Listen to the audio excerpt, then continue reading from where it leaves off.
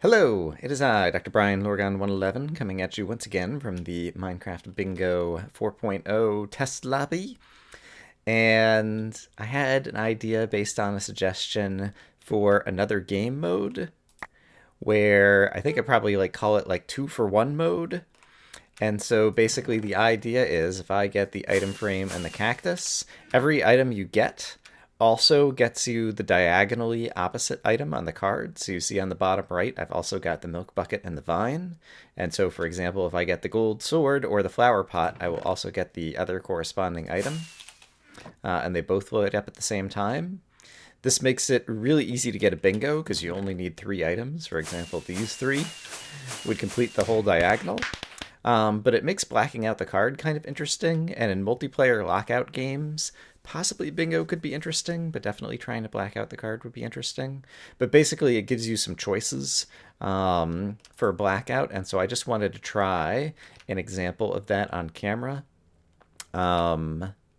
Yeah, and so let's go ahead and just start a fresh game. And so taking a look at this card, the cake is a real pain in the neck, but I could just get the bone, and that will get the same item. Beetroot stew might be a problem, but a cauldron should be straightforward. I have to get either the written book or the gold shovel, so I have to go down for gold. And I have to get either the cookie or the powered rail. And so if there's not a jungle around, that also suggests going for gold. Looks like there's mushroom islands over there. And right, we fall out of the skybox now.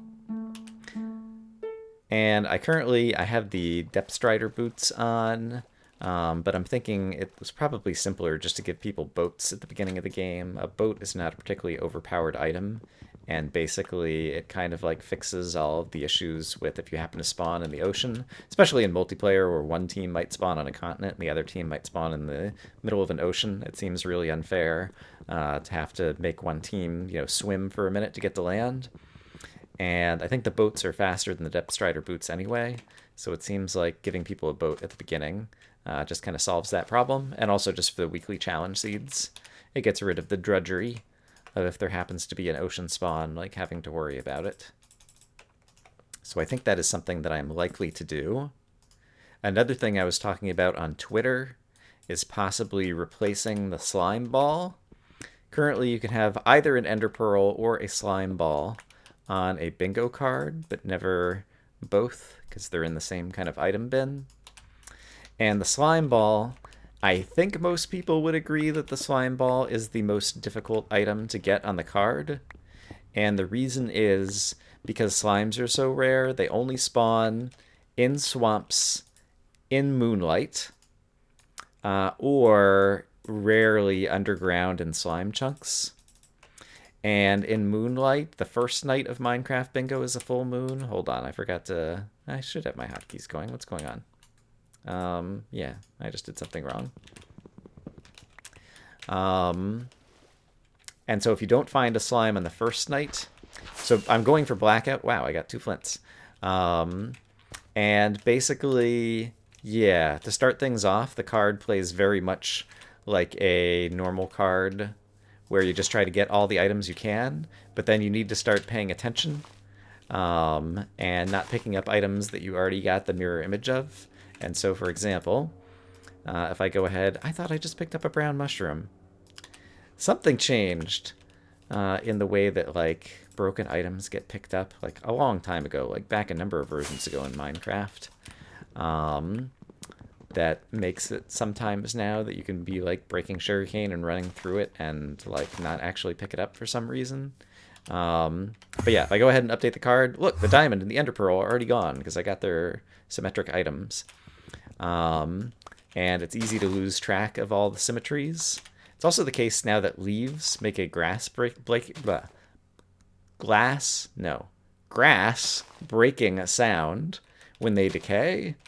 And so you can I guess, is it only when they decay and turn into an item? I see a bunch of them decaying here, but I'm only hearing it sometimes. I hadn't really paid attention to this much before. I think it's just if they break, though. But I think I see others breaking that I'm not getting the sound for. Might also be the sound bug. I'm not sure. In any case, that's a change that feels really weird to me, but I have a feeling I will get accustomed to very quickly in this version of the game. I think I don't mind the sound so much, but I don't know. It sounds like sheep are eating the grass nearby or something like that. Still getting used to that change. Right, I wanted to go ahead and craft the sugar to go ahead and get 2 more items. That'll also get me the saddle, so I don't need to worry about that. And so typically, I see some free leather over here, so I will take it. What was I starting to say? Yeah, typically it is the case that you can black out the card a whole lot quicker, because both you only need 13 items rather than 25 items, technically. I don't know that I need to kill you, but I'm going to go ahead and kill you for food anyway. And I don't need the milk buckets because I'm not going to go after the cake. Right, and furthermore, you get choices. So, for example, if there's 2 hard items that are diagonally opposite from each other, like the writable book and the gold shovel, for example, it's not particularly hard, but you can choose to just go after one or the other, and so make things easier on yourself that way. I need more paper, which I'm not seeing. Sugarcane is surprisingly difficult to find sometimes. I feel like it kind of comes in waves. Sometimes you'll find like a whole pocket on the shoreline just kind of like covered in sugarcane, and then other times you won't be able to find any anywhere.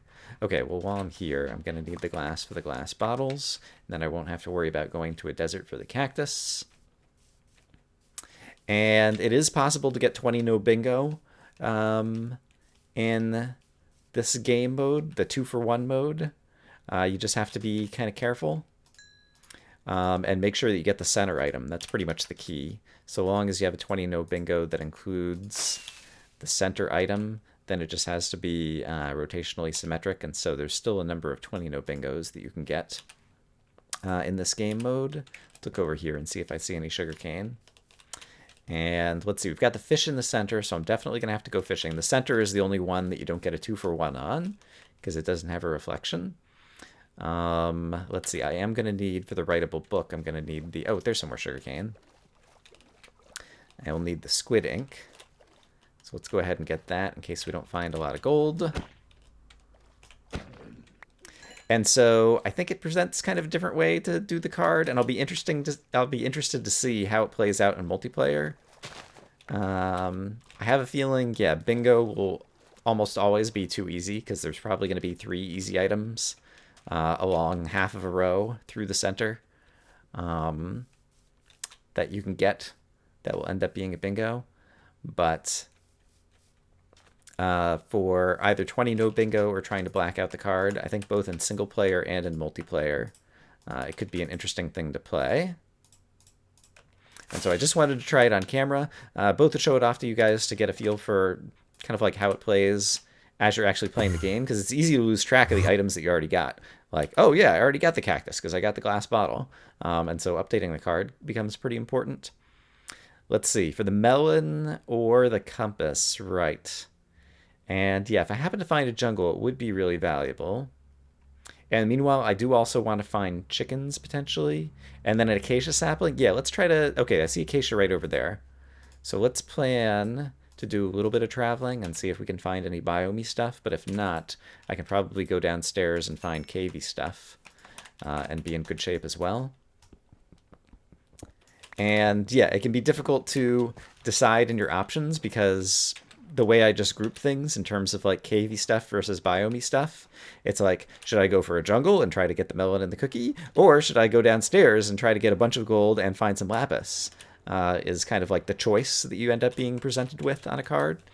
And I do think that that's kind of an interesting strategic choice. And if you happen to get lucky and find a difficult item, like I'm saying difficult, like a saddle, for example, a kind of rare item, that you just happen to luck into, then it can all of a sudden change the rest of your strategy. And so it seems like all these things seem like to me that it's going to turn into an interesting game mode, but I've only played through it once just to try it out. And so I'm playing through it again here on camera so that you guys get a sense of how it can play out. Okay, there's my acacia sapling. And then let's do a tiny bit of traveling to see if we happen to see a jungle. or if we happen to... A dungeon entrance... I guess I'm going to need the string regardless. So I either need to get it out of a dungeon or kill some spiders. And if I want to go fishing on the surface, it would be easier to kill the spiders while I'm on the surface. And so... yeah, it would be handy. I guess if I stay out for just another couple of minutes, it'll turn nighttime. So maybe I will try to do that. And is my card up to date right now? I've already forgotten. Let's see. I don't need pumpkin seeds. I turned off my view bobbing because it makes it so that the card in my left hand is not bouncing up and down and moving left. I guess it's moving left and right more than it's bouncing up and down. So that it doesn't kind of like go back and forth through the chat text as I'm running. I feel like... okay, I hear the zombie. It sounds like he's like right under here. Actually, it sounds like he's more right under here. Let's go see if he is just in a cave, or if there might be a dungeon, or what the story is. Just in a cave. Hey, zombies. A bunch of creepers. Do I need the gunpowder? I don't think I do. So you can just go ahead and blow up. That's fine. There is some iron here, and I definitely will want that. I'm pretty sure I saw another creeper around the corner. Alright, and momentarily it'll be dark enough for spiders to spawn, and we can get our string, etc., etc. Oh crap! Found the creeper! I'm being awfully generous to myself, aren't I? I found the creeper. I'm pretty sure the creeper found me there. That's what really happened. I should not have let myself lose track of him. I thought he went around this corner. I guess does it just circle back around? Yeah, it circles back around and he was able to walk over here. Okay, that makes sense. Sure, let's just go back up to the surface. I'll get some iron cooking. We can kill some spiders. Get some string. Get the fishing. And kill a skeleton and get a bone, too, I guess would be a good thing to do. Right? Right. Sure, let's start cooking that up. And let's have this out and ready to go. And I'm still getting tick lag. It is the case that hopefully it's just because it's a snapshot, because I haven't seen anything that I'm doing that ought to be particularly bad in terms of performance with the bingo stuff. Like I've tried turning off different options and things. Okay, I think I'm going to need this for the written book eventually. Right, I still haven't found the chickens. That's something I really need to do. Oh, I don't need to fish. I see ice plains over here. There might be a polar bear. I might not need to fish for a fish. I might be able to kill a polar bear for the fish. Oh, and I think I started saying at the beginning about the slime ball, and then I got distracted by the game. But I was thinking about changing the slime ball to rabbit hide, and I just got one. It's a 50% drop. Rabbits are still relatively rare. Ice plains and desert are the most likely places to find them. And even though I just managed to kill that rabbit in one swat, more commonly I find that you really have to chase them around and run and take a few swings at them to get them. And even though they spawn in packs, the packs only have one adult, and only the adult rabbits actually drop the rabbit hide. And so it's still kind of a difficult item, but it's not nearly as difficult as slime balls, which are constrained both by biome and by nighttime, and are extremely rare. Whereas the rabbits are simply rare and in certain biomes, but you can get them any time of day. Is that a polar bear over there? If it is, I'll kill it. It might be a white sheep. It looks bigger than a white sheep, but I'm not always good at telling these things. No, it's a polar bear. All right. And these guys are actually relatively easy to kill with the stone axe, especially when his AI is not doing me any non-favors. He didn't really try to attack me. He seemed to get lost. All right, so I don't have to worry about killing the spiders then. And I managed to get a bunch of fish. So yeah, basically I've been strongly considering getting rid of the slime ball. And the rabbit hide is... it corresponds to the ender pearl, because once again, you get an ender pearl or a slime ball, and so you'd be getting an ender pearl or a rabbit hide, for example. And so I want it to be something that's comparable difficulty to an ender pearl, ideally. And Endermen are relatively easy to get at night anywhere in the world, but are still a little bit difficult to kill. And so the rabbit hide, I feel like, is an item that is... you can only get it certain places in the world, but you can get it any time of day, and it's still a little bit difficult to kill. And it's like the Ender Pearl, it's a 50% drop, and so maybe you find one little pack of rabbits and you kill it and it doesn't drop it, so you have to go looking for another one. And so, I mean, I just kind of trivialized it because I took one swing and got a rabbit hide, but I've tried it a number of times, and rabbit hide can be somewhat difficult, but much more, I don't know, predictable. Like with the slime ball, like you find a swamp that's a decent size and you stand around all night for 10 minutes hoping one spawns, and sometimes one doesn't spawn, or sometimes one spawns and it's a baby slime and you kill it and it doesn't drop the slime ball, and you waste 10 minutes of your time kind of standing around. And so the rabbit hide is at least something kind of more active that you can do. I believe I have this and this and this. There we go. Hey, I got a bingo of some sort, finally, that I wasn't really going for. Oh, look! I'm going to get my skeleton bone if I haven't already gotten it. Thank you, wolves. Did he drop a bone? He did not drop a bone. He dropped an arrow. An arrow is one of the new items that can appear on the card. Is there any chance that there's any other skeletons nearby that these wolves are going to figure out? This one looks like he's kind of running over here. No, there aren't any skeletons over here. I mean, I guess I could go kill a stray on my own, but the strays are a little bit more dangerous. I should really update the card. Let's do that really quick. Alright, I really need to go get a bunch of iron. Oh, hello, baby zombie. Ooh, except for I see a jungle over there, and that could help me get a couple of items actually really easily. So let's go head over to the jungle and see if we can find the melon and the cocoa beans. Another random thing, while I'm just thinking about random things to talk about, is apparently, I don't know that there's any reason... They just want to like update all the textures and make all the blocks and items look slightly different because they have artists on the payroll, I guess, that need work. I don't know. I'm downplaying it. Like, I'm sure there could be a number of things that might end up looking better. But I tend to be an old stick in the mud, and anytime they change anything, it's like, I like the old cobblestone. Is kind of like my typical default opinion of things. But if they end up doing that... that means I will end up having to remake all of the Minecraft bingo art on the card because I have items that I have tried to do pixel art of that look like the items that are currently in your inventory.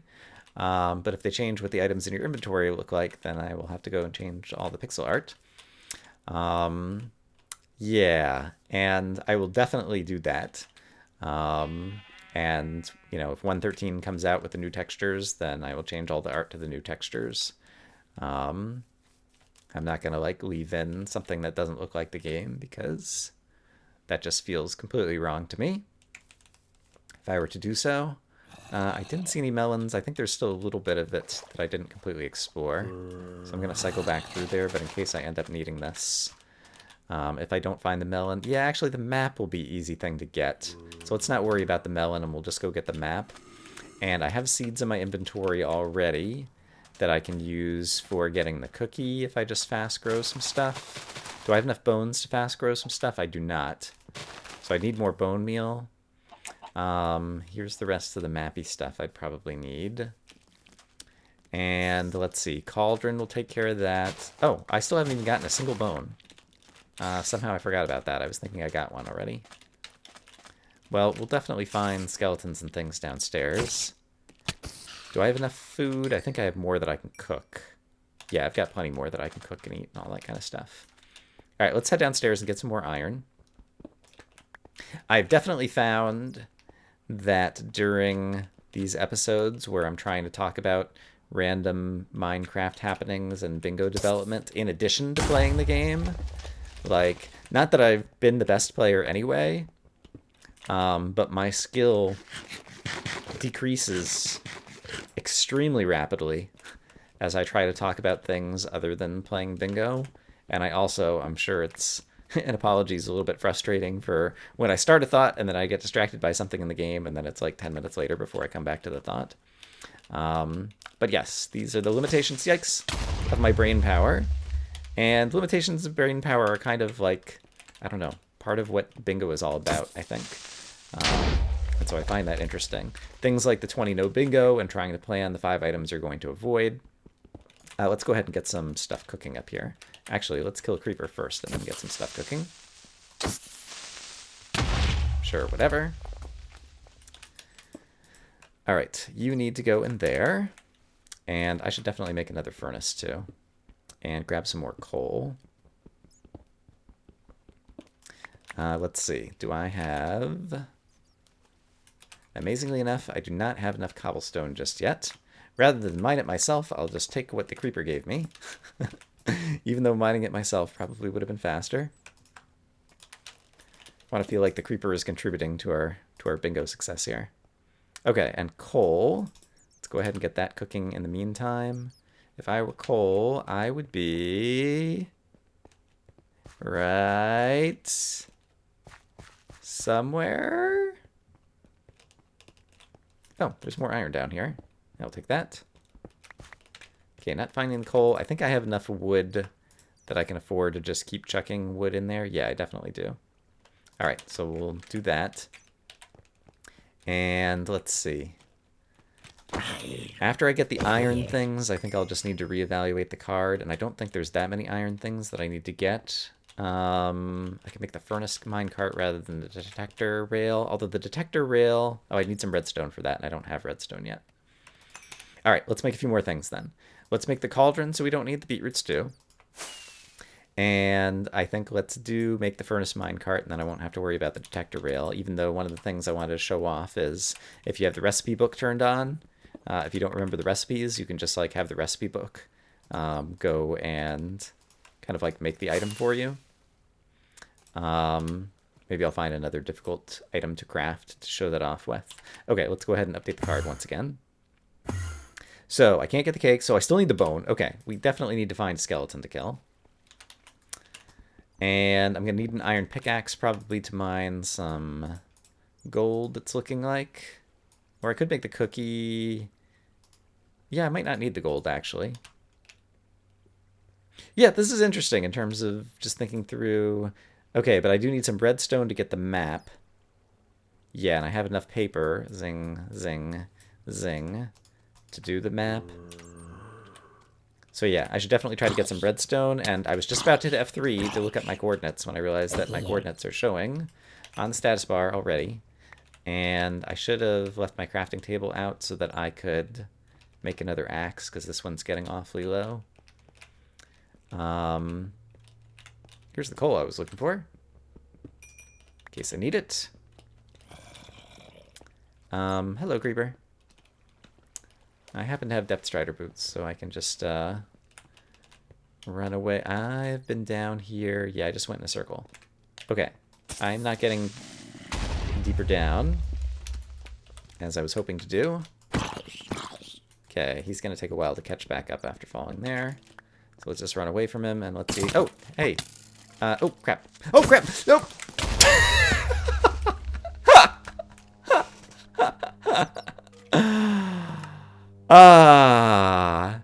I tried to hit him and run through him. If I'd done one or the other, might have been okay. But instead, I hit him into a space and then ran into that space. All right. Yeah, not good at playing and trying to think through, talking through all these things at the same time, I think. You guys get the idea of how this works. You could see that I could black out the card if I had just gotten the bone. Here, let's do this. Let's go back to the lobby. Morgan was blown up by a creeper. Oh, that's so sad. If I had gotten the bone, which I was hopefully about to get if I didn't screw things up. And then I had the ingredients for the cookie if I just were to... No, I would need some bone meal in order to quick grow the wheat. So I'd either have to get the cookie or the powered rail. Let's imagine that I got some more bones and got the cookie. And then if I found a piece of redstone, then I had everything else that I needed to make the map. And then I'd be able to black out the card. So that just gives you a sense. It's kind of like a faster version of blackout with 2-for-1. And because you get choices, like I think it will go more than twice as fast. And I think it could still be interesting in lockout mode to go for the blackout. And for bingos, I don't know. It might be too easy for bingo. Bingo might not really work in this particular game mode. But it was something that was very easy to implement. All I had to do is I have a function called like got square 1 1, which is if you got the upper left square, and that one calls got square 5 5 for like the diagonally opposite one, and so each square calls the diagonally opposite one except for the center square. And so it was like super easy to implement and prototype and play around with.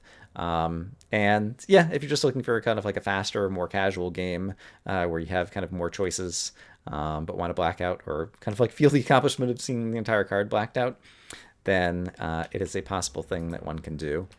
And I also wanted to show off, just for people who have concerns. Let's see. At E tag equals score AS. I haven't put up any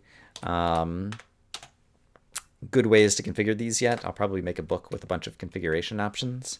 But I just wanted to point out that, for example, leading white space and arrow to spawn and various other things are all configurable options. And so if I start the game like this, there's no longer an arrow pointing to spawn. And if I get an item, it says Lorgon got the cactus green and doesn't add the leading white space. So for people who like the normal left align text, it's still an option. I haven't decided like what the defaults are going to be. This will actually probably be a default option, and there'll just be ways to turn on the leading white space if you want to. The arrow to spawn, yeah, I'm still kind of up in the air about that one. Someone also suggested that a nice feature would be an arrow that points to your death location, which definitely would not be a default option, but I know that there are some more casual Minecraft players or casual Minecraft bingo players who would love to be able to have an arrow that kind of like points them to the direction of their corpse, so that it's easier to find where they died. And that is something that I could do, and so I might like just have that as an option for people who want to play that way, who are just kind of like playing more casually with friends or whatever, as something that might make the game easier if you die and recover. So that's something I'm considering.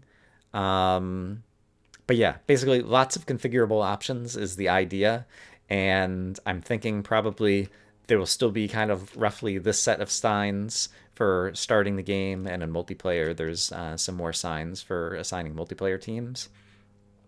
And then maybe like on a different wall there could be a sign that's like, get a book of configuration options, and it would give you a book, and you would open up and read the written book, and then like each line would have a line that's like, click this to toggle night vision, click this to toggle 2-for-1 mode, click this to toggle whether there's leading white space, click this to toggle, you know, blah blah blah blah blah. And so even if there's like 42 options, like the one time you want to go and set it, you could go over here and set all the options that you want, and then it would just keep your options and you could go play a bunch of games. Yeah, trying to keep the main line playing a bunch of games really simple, and then but still have a bunch of extra configurable options that you have the ability to opt into or opt out of, is kind of the philosophy that I'm going for this time. Previously, I was trying to kind of limit the number of configuration options because I wanted to limit the complexity in the lobby. But now I'm thinking that more options is better because there's a lot of more interesting things that we can do, just because the functions and programming and things being more efficient and yada, yada, yada. All right, as usual, we're at the end of the video and I'm completely rambling. So I'll just say that I hope, as always, that you guys are having a great day. Leave feedback on this video or on the Reddit thread that I will leave in the comments, and I will see you when I see you. Bye-bye.